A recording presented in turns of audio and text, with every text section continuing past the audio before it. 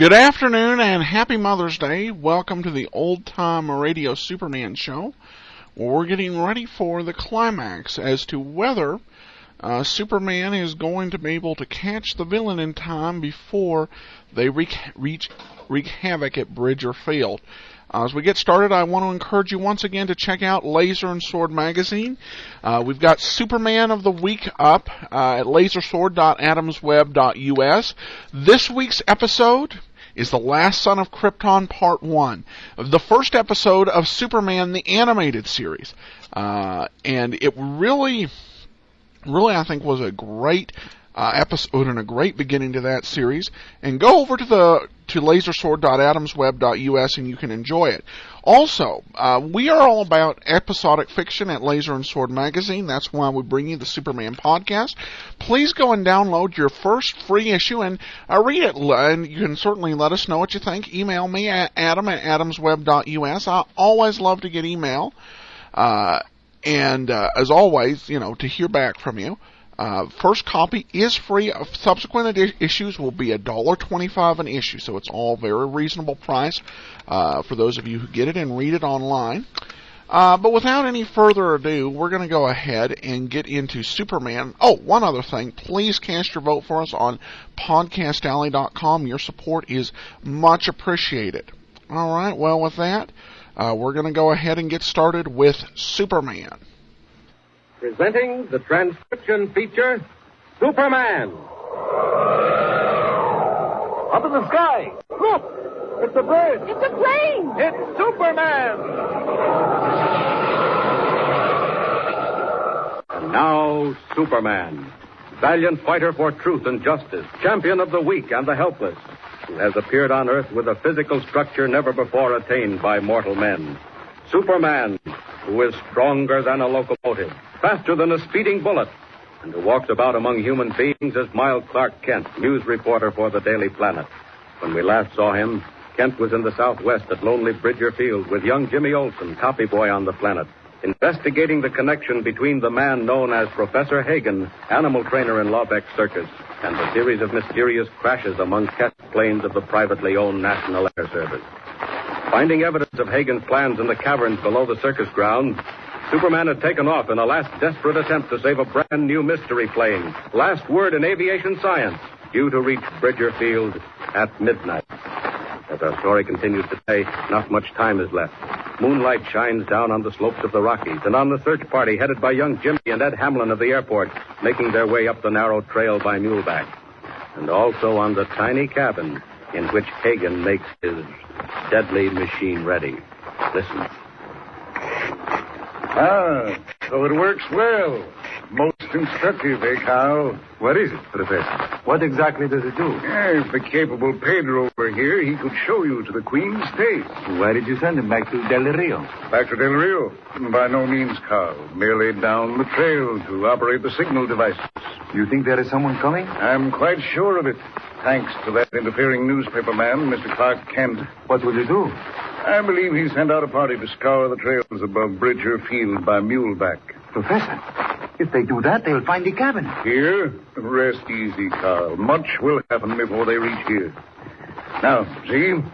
Watch what occurs when I focus the machine. I see nothing at all. Professor. Yes? What does the teleflame do? That is my secret, Carl. It stretches out into the dark, silently, invisibly, till it meets the metal of the plane's engine.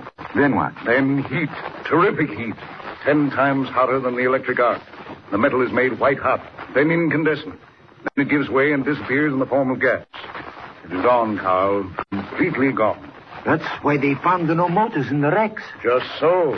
And it is also why they will find no trace of this mystery ship at all.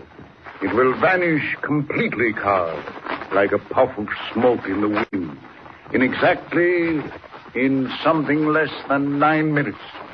Now, stand by again while I make another adjustment. But be careful, my friend. Be careful to keep well out of range. Now.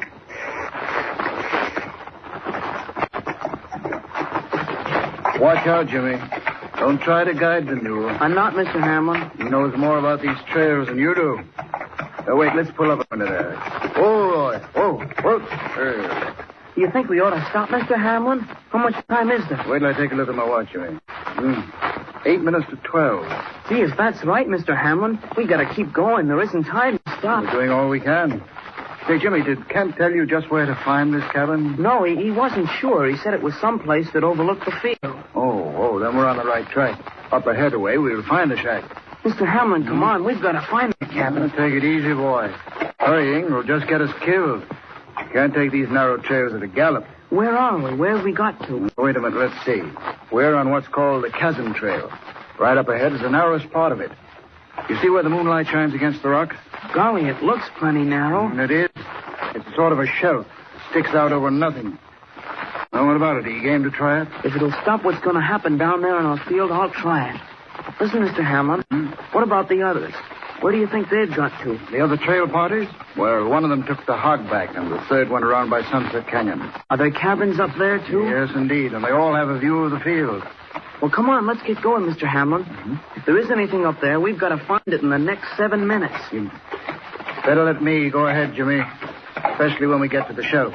All right, but I'll be right behind. Be careful now. If your mule loses his footing, throw yourself against the rocks on the inside of the trail. Is he apt to do that? Well, no, but then you never can tell. It's a long way down. Now watch it, Jimmy. Here's the shelf. Just follow right straight along and don't look down. I couldn't anyway. It's too dark to see much, except where the moonlight is. Golly, it's narrow. All right. Come on, Jimmy. Don't stop. We want to get off this place. The cabin's just up ahead away. Mr. Hamlin, how far is it across the shelf? 400 or 500 yards. Oh, keep going. Mr. Hamlin, listen. Huh? What's that noise? What? It's a slide. There's a rock slide up on the mountain. Get going, Jimmy. From the sound, it might be coming right down here. But where are we going, Mr. Hamlin? Right on ahead. It's quicker than going back. No, we can't do it. Look, something just came down right on the trail. Boulders, big ones. Get back against the rock. Mr. Hamlin, it's coming straight for us. Get off that mule, quick, Jimmy. Now duck behind him. That's the way. That's it. Now quick. All right against the rock. Hurry up, quick. It's coming.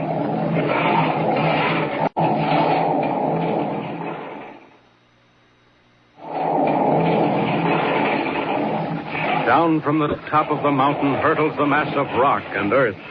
But suddenly another sound fills the air. A great rushing of wind. Superman comes streaking over the trail. What? It's Jimmy. Jimmy and Ed Hamlin. They're right under that slide. Down.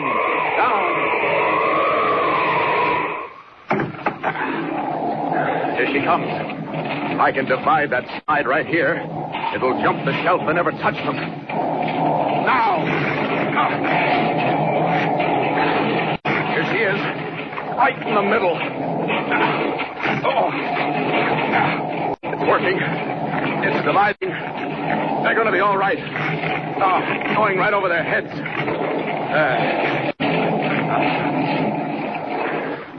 Now for Hagen.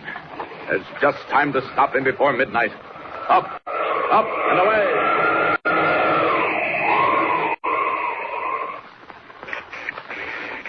Almost ready now.